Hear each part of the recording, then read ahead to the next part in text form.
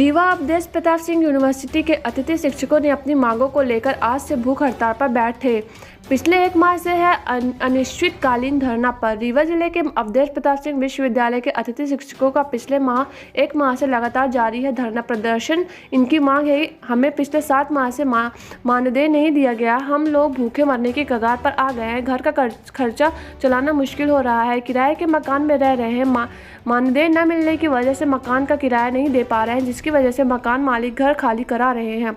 अतिथि शिक्षकों को राज्य सरकार द्वारा 1500 रुपये प्रति कार्य दिवस निर्धारित है, मगर 1200 प्रति कार्य दिवस ही दिया जा रहा है। अगर हमारी मांगों को जल्द से जल्द हमारी मांगों को नहीं माना गया, अतिथि शिक्षक सड़कों पर भी उतरने के लिए बाध्य हो जाएंगे। कोई मीडिया के पूछे जाने पर प्रभारी कुलपति NP पाठक ने बताया कि इनकी मांगों पर जल्द से जल्द अमल किया जा रहा है। इनका मानदेय जो बाकी है उसे दिया जाएगा, और रही 1500 रुपये प्रति कार्य दिवस के हिसाब से तो उस पर भी बात चल रही है। क्या मांगे आपकी? जी, हम लोगों का ये धरना दिनांक 2 दिसंबर से प्रारंभ हो गया है। तो कल तक वो धरने के स्वरूप में था, आज से हम लोगों ने उसको परिवर्तित करके भूख हड़ताल, क्रमिक भूख हड़ताल में कर दिया है। हमारी केवल एक मांग है, हमारा मानदेय माह मई 2020 से लेकर अक्टूबर 2020 तक का मानदेय विश्वविद्यालय ने कार्य परिषद के स्पष्ट निर्णय होने के बावजूद रोक रखा है। तो हम लोगों की ये मांग है कि हमारा ये मानदेय तत्काल ये प्रदान करें, और जिस दिन मानदेय मिल जाएगा उस दिन हम लोगों का ये आंदोलन समाप्त होगा। लेकिन जब तक मानदेय नहीं मिलेगा तो आश्वासन पर केवल अब ये धरना या भूख हड़ताल हमारा समाप्त होने वाला नहीं है। और इसके पीछे की जो कहानी है वो भी मैं थोड़ा सा आपको बता दूं। दिनांक 21 अक्टूबर 2020 को हमारी विश्वविद्यालय की जो सर्वोच्च बॉडी है कार्य परिषद, उसने निर्णय लिया कि सभी अतिथि विद्वानों को 1200 रुपये प्रतिदिन और 25,000 रुपये अधिकतम प्रति माह की दर से माह मई से अक्टूबर तक का मानदेय प्रदान किया जाए। उससे संबंधित आदेश भी विश्वविद्यालय द्वारा 29/10/2020 को प्रसारित कर दिया गया। लेकिन उसके बाद हम लोगों को ये बताया गया कि हमारे जो वित्त नियंत्रक हैं विश्वविद्यालय के, वो अवकाश पर चले गए हैं, मेडिकल अवकाश पर हैं, उनका स्वास्थ्य खराब है, इसलिए उनको आने दीजिए, उनके आने के बाद हम आप लोगों के मानदेय का भुगतान कर देंगे। तो दीपावली के बाद वो 7 दिसंबर को अवकाश से वापस आते हैं, और 8 दिसंबर को ही वो जो नस्ती हम लोगों की नोट शीट चल रही थी उसमें लगभग 3 पेज की आपत्ति वो लिखते हैं कि ये विश्वविद्यालय की जो कार्य परिषद है इसको अतिथि विद्वानों का मानदेय प्रदान करने का कोई अधिकार ही नहीं है।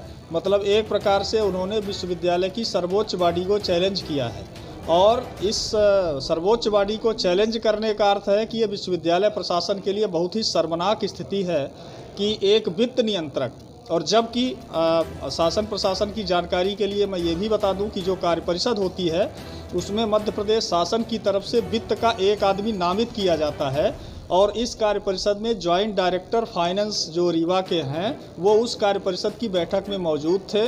उनके द्वारा उस निर्णय में किसी प्रकार की कोई आपत्ति नहीं ली गई थी, इसलिए ये जो वित्त नियंत्रक की आपत्ति है वो निरर्थक है, निराधार है, और केवल हम लोगों को परेशान करने के लिए है। इसके बाद वो 9 तारीख को विश्वविद्यालय आते हैं। हम लोगों ने उनसे अनुरोध किया कि सर क्या समस्या है, बैठ करके बात कर लीजिए और ये जो हमारी मांगे हैं इनका निराकरण कर दीजिए।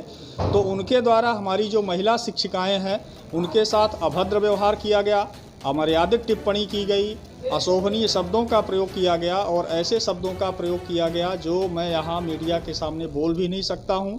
उसकी भी शिकायत उसी दिन 9 तारीख को ही विश्वविद्यालय के कुल सचिव को लिखित रूप में दी गई, लेकिन आज तक उस संबंध में कुल सचिव द्वारा किसी प्रकार की कार्रवाई नहीं की गई, और उनके द्वारा एक झूठा पत्र दिया गया वित्त नियंत्रक के द्वारा कि हमारे साथ शासकीय कार्य में बाधा इन लोगों ने पहुंचाई है।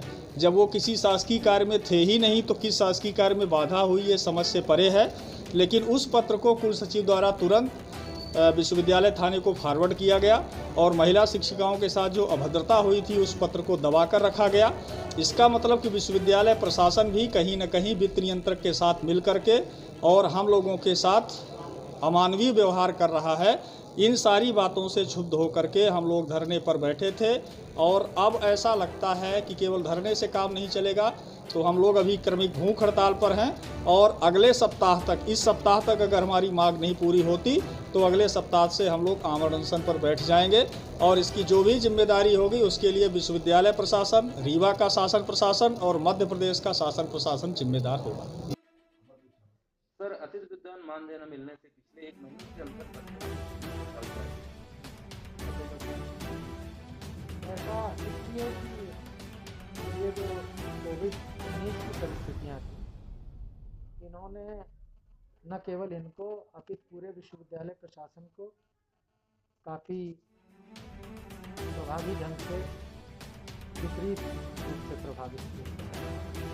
और उसका कारण ये था कि हमारा सत्र जो पिछले साल 19 से शुरू हुआ था, उसमें सब कुछ अच्छा चल रहा था। कोविड के कारण लॉकडाउन हुआ, लॉकडाउन के कारण हमारी कक्षा और अध्यापन की जो मेथड्स हैं वो चेंज हुई। इसके बाद सरकार की नीतियों में मार्गदर्शन आने पर हम लोग उस मार्गदर्शन के समय पर आने के कारण पिछली बार इसकी कोई नीति नहीं बना पाए। और जब हमने नीति बनाई तो थोड़ा विलम्ब सही, लेकिन इसके बाद इनका पेमेंट मई से पूर्व का, मार्च का संयुक्त रूप से और अप्रैल का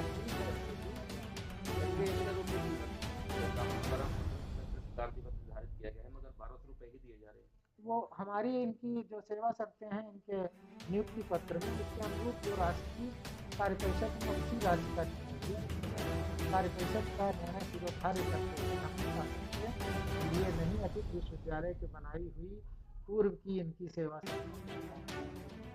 कोरोना काल तापमान के दौरान सभी मानदेय ये जो मानदेय मांग रहे हैं उस पर कार्य परिषद ने स्वीकार करते हुए एक निर्णय लिया था, किंतु उस निर्णय के 1-2 बिंदुओं को लेकर और आक्षेप वित्त विभाग की आई, जिन पर पुनर्विचार की आवश्यकता प्रतीत हो रही है। तो हम लोगों ने अभी पूर्व बैठक में उसको निर्णित करने की कोशिश की, लेकिन